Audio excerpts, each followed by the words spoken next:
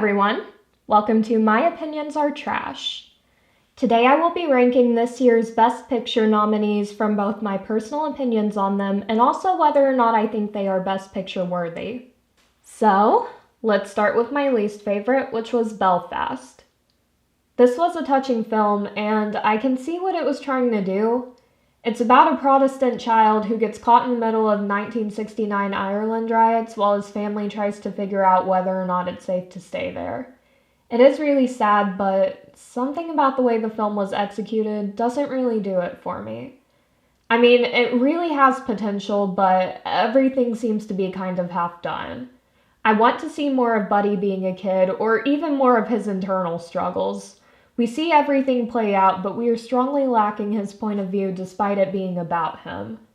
It would be fine if it was focusing on the issue itself, or even the dad's point of view, but we don't really get that. It just leaves you feeling like you're missing something. Okay, so I'm probably going to get some hate for this, but I don't really like Licorice pizza. From a technical standpoint, it's absolutely flawless in every way. Everything from the acting down to the fact that even the cinematography makes you uncomfortable shows that the film did its job. I wouldn't expect anything less from Paul Thomas Anderson. However, I cannot ignore the fact that I don't really care too much for the story or for either of the characters. This film is about a 15-year-old child actor who pursues a 25-year-old who rejects him initially, but she likes the attention she gets from him. It's a bit unsettling for me. I get that it's about an uncomfortable situation, but I don't know. It didn't really do it for me. I think in part I was also expecting it to be better than it was. I don't think it's a bad film at all, but I more than likely won't watch it again. Next we have Nightmare Alley. Compared to some of the other nominees, this one was kind of a letdown. It's about a carny who claims to be able to speak to the dead, which ends with him manipulating people and causing a lot of trouble to those around him. He ends up teaming up with a psychiatrist who uses his daddy issues to manipulate him, which, by the way, Cate Blanchett carried this whole movie on her back. I will literally watch anything with her in it. I love the idea of it, and I really wish they just kept the energy consistent throughout. The middle of it bored me a little bit, I'm not going to lie. It did start to pick back up at the end, but then it seemed to just kind of fall into chaos. It's a fun movie, but I wouldn't really say it's Best Picture worthy. Okay, so I know this one hasn't exactly gotten the best reviews, but I don't know, I enjoyed Don't Look Up. I found Don't Look Up to be fun to watch. However, I don't really think it's Best Picture worthy.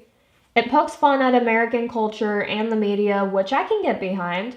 It's a satire in which a comet is about to destroy the Earth as two astronomers are desperately trying to warn everyone while no one seems to take the threat seriously. Meryl Streep and Jonah Hill were the best part of this by far. Their acting was great because they made me hate them so much that I laughed. It was funny, but it was also a little overwhelming because, I can actually see this happening. Next on the list is West Side Story.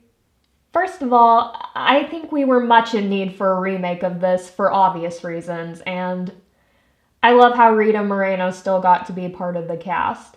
Considering it's Spielberg, I am not at all surprised at how well this turned out. The cinematography, acting, choreography, everything was great. I've done theater for years, and I have a lot of respect for West Side Story and how influential it's been.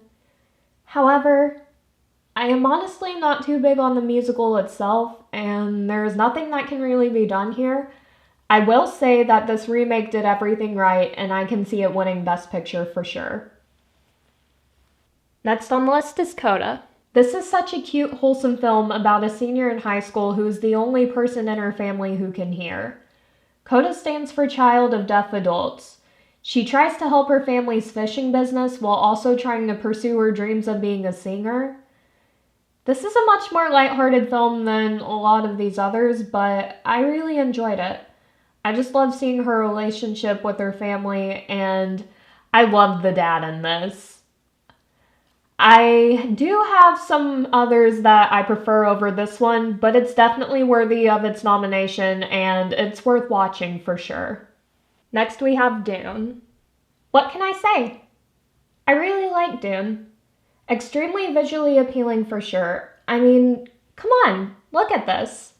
I've seen plenty of sci-fi films attempt to reach this level, and a lot of them fail. Dune actually pulled it off and is arguably one of the best sci-fi films that's come out in the last decade. It had a pretty clear idea of what the world was like, and it was able to keep my interest. I can definitely see how this could win Best Picture, and I wouldn't be offended at all. Here in the top 3 we have King Richard.